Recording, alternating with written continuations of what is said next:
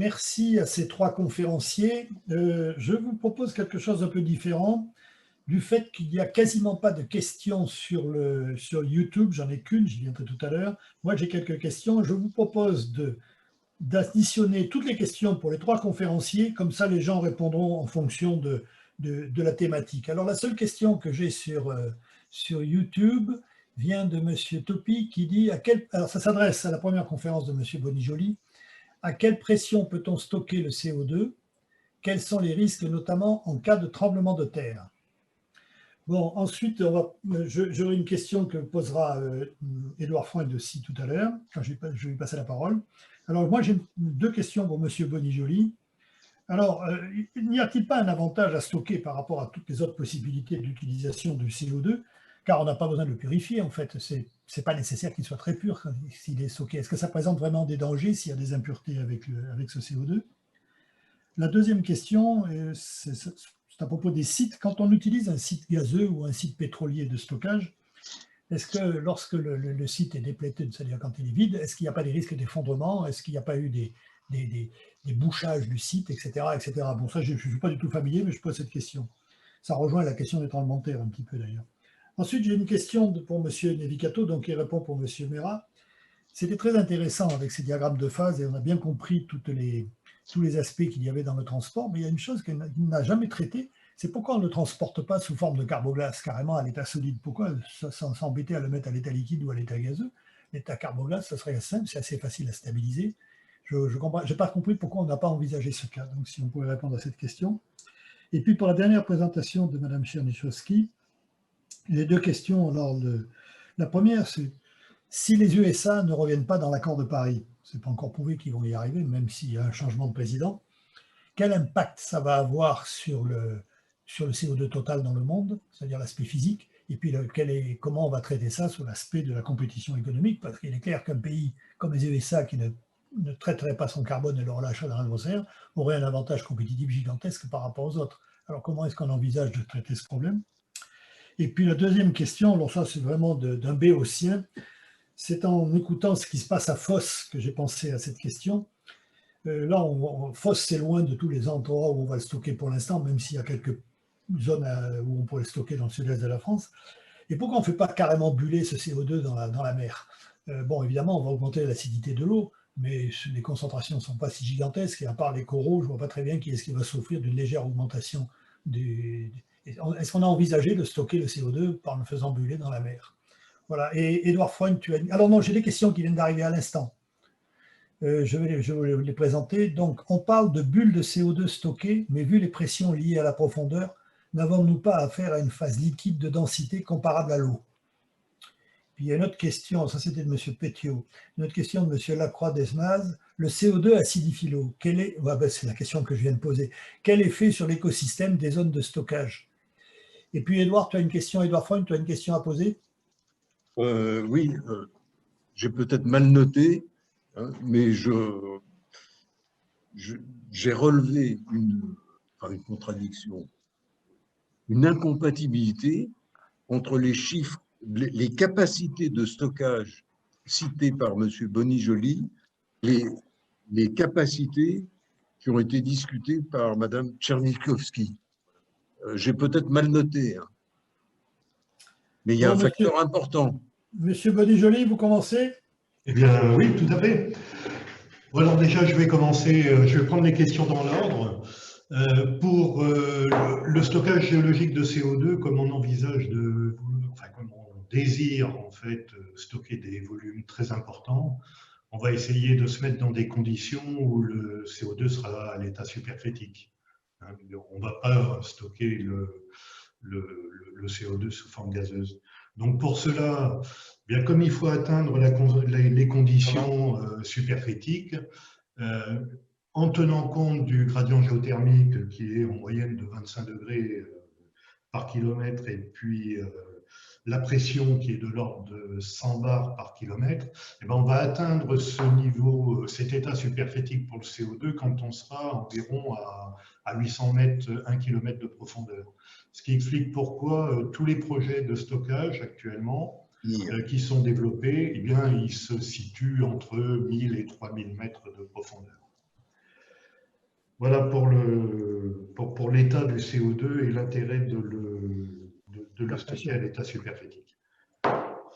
Pour les impuretés, alors ça c'est effectivement une bonne question. En fait, on pourrait évidemment stocker du CO2 à l'état, avec des impuretés dans le sous-sol, mais on n'y tient pas trop, en tout cas pas trop dans des proportions qui seraient trop importantes.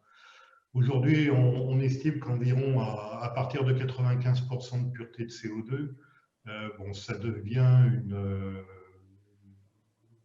pureté relativement acceptable. Le problème des impuretés, il va plus se poser en amont, c'est sur la phase de transport que sur la phase d'injection. Sur les sites déplétés, les effondrements, les tremblements de terre. Alors ça, effectivement, c'est une bonne question parce que les gisements déplétés pour lesquels on a fortement baissé la pression on l'observe, hein, développe une microfracturation qui est commune. Et en particulier, c'est la microsismicité qui est associée à toutes les exploitations de pétrole et de gaz. Donc, recharger les gisements pour, disons, stocker du CO2, ce sont des opérations qu'il faudra réaliser avec vraiment grande attention.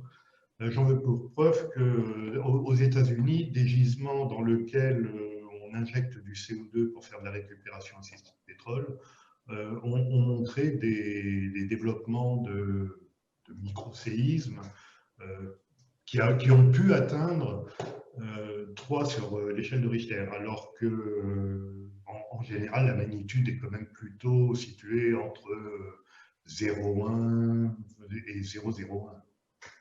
Donc c'est un point sur lequel il faut effectivement porter attention, et c'est pourquoi on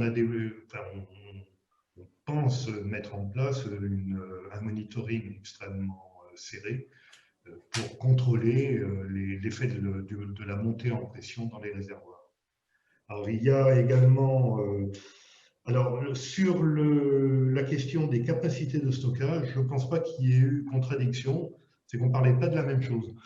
En fait, j'ai cité uniquement un chiffre qui était issu d'une évaluation sur 5 pays qui entourent la mer du Nord et qui ont évalué les capacités de stockage, chacun, donc c'était l'Angleterre, l'Allemagne, alors oui, pas les États-Unis, mais le Royaume-Uni, ma langue a fourché, mais le Danemark et la Norvège, bon, ils ont estimé que sur l'ensemble de cette mer du Nord et zones périphériques, il pourrait y avoir 300 gigatonnes de capacité de stockage. Mais c'était uniquement sur ces 5 pays-là.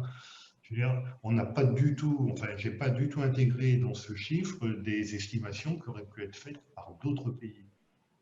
En particulier d'ailleurs parce que sur la France, un sujet que je connais assez bien, les estimations qu'on avait faites dans les années 2000 étaient vraiment des estimations à la louche et ne présentaient pas une précision suffisante pour qu'on puisse se reposer sur ces chiffres-là. Et puis enfin, est-ce qu'on peut stocker du CO2 en mer? Alors c'est des choses qui avaient été envisagées il y a longtemps et qui étaient de vouloir stocker le CO2 dans les grands fonds marins sous forme donc de CO2 liquide. Clatrâtre. Pardon? De clatrâtre? Absolument. Simplement, cette idée a été abandonnée assez vite parce que il se créait un effet de dissolution à l'interface entre cette sorte de lac de CO2 liquide qu'on créait dans ces grands fonds marins et l'eau de mer. Et donc, voulant lutter contre l'acidification des océans, on a estimé que cette solution n'était pas raisonnable. Voilà. Monsieur Nevicato.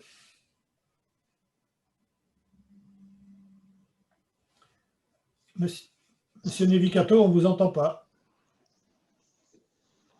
Pardon, j'étais en mute. Oui, en ce qui concerne le transport de CO2 par carboglace, donc c'est quelque chose qu'on a regardé, mais c'est vrai qu'en termes de manipulation de grandes quantités, c'est pas du tout pratique. Il vaut mieux manipuler du liquide que du solide. Et c'est pour ça qu'on envisage que cette solution-là, aujourd'hui, c'est vraiment le transport sous forme liquide. En termes de volume, ça serait vraiment beaucoup plus intéressant. Oui, mais la manipulation et les fuites associées sont beaucoup plus délicates. Donc, mais ça a été regardé, oui, tout à fait. Je profite pour répondre aussi à une autre question sur la spécification du CO2 et la qualité du CO2. En fait, ce qui est le plus contraignant, justement, c'est le transport de CO2 sur la spécification du CO2. Déjà parce qu'on veut le liquéfier, donc il faut limiter l'incondensable, tout ce qui est méthane, azote, par exemple, mais aussi pour éviter les problèmes de corrosion et de formation d'hydrate, donc bien avoir un gaz, un CO2 sec avec peu de NOx et peu de SOx. Donc c'est surtout pour les phénomènes, je dirais, de corrosion, formation d'hydrate et d'incondensable qu'on a ces spécifications. Et d'ailleurs, dans le projet Northern Lights, on est plutôt vers les purifications aux alentours de 99% en termes pour le CO2, avec très peu de contaminants. Mais ce sont des conditions très contraignantes. Alors, il peut y avoir des allègements de la spécification en fonction de l'utilisation du CO2 ou différents types de configurations de projets. Mais aujourd'hui, dans les projets envisagés, elles sont très contraignantes. Madame Chernyshevsky. Oui, alors moi je vais revenir sur la question posée par rapport aux États-Unis. Oui. Donc, notamment sur le fait que si les USA ne reviennent pas dans l'accord de Paris, alors en tout cas tout porte à penser qu'ils vont y revenir puisque Joe Biden a été élu. Et ce qu'il faut savoir, c'est que les États-Unis sont extrêmement actifs pour développer les technologies de captage, stockage et utilisation du CO2. Puisqu'ils ont beaucoup des démonstrateurs déjà en opération, se passent aux États-Unis et même en Amérique du Nord. Et par ailleurs, il y a quelques années, les États-Unis ont mis en place un crédit d'impôt 45Q qui est étendu à ce qui est captage, stockage, utilisation du CO2 et attribue donc un crédit de 50 $ par tonne pour le CO2 stocké de manière permanente en aquifère salin profond et 35 $ par tonne quand c'est associé à un stockage de gisement en gisement d'hydrocarbures avec récupération de pétrole. Donc c'est vraiment un signal fort qui encourage les investissements et la préparation de nouveaux projets de taille industrielle. Donc les États-Unis sont en termes de compétition économique sur cette technologie-là, ils avancent énormément. Les Chinois aussi, d'ailleurs, qui se sont d'ailleurs engagés récemment à la neutralité carbone. Donc, on imagine bien que cette technologie de CCUS va devenir quelque chose de très... qui va entraîner beaucoup de compétition économique. Mais dans un premier temps, pour pouvoir vraiment s'initier, il y a besoin de soutien public pour que les projets puissent émerger, que la filière émerge. J'ai une autre question qui s'adresse à vous et à M. Boni-Joly qui vient d'arriver. Quel est le niveau de la taxe carbone en Norvège qui permet de financer Statner et Snøhvit? Qui veut répondre? Pas moi. Non, en fait, j'ai un ordre de grandeur, mais je ne suis absolument pas sûr de mon chiffre. Ce que je peux vous dire, c'est que c'est en fait, c'est une taxe qui est liée aux opérations oil and gas en offshore et qui est de 50 € la tonne. D'accord. Donc la réponse est 50 € la tonne. Oui. Merci. Alors, s'il n'y a pas d'autres questions, je crois qu'on est pile dans les temps. On peut mettre fin à cette deuxième session. Je voulais vous remercier tous les présentateurs. C'était vraiment très intéressant et vraiment complet sur cet aspect. Je vous donne rendez-vous cet après-midi. Donc, nous allons reprendre le colloque cet après-midi à 14 h.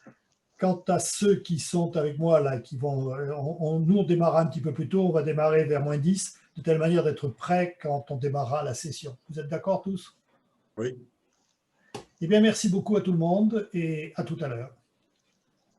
Au revoir, bonne journée. Au revoir.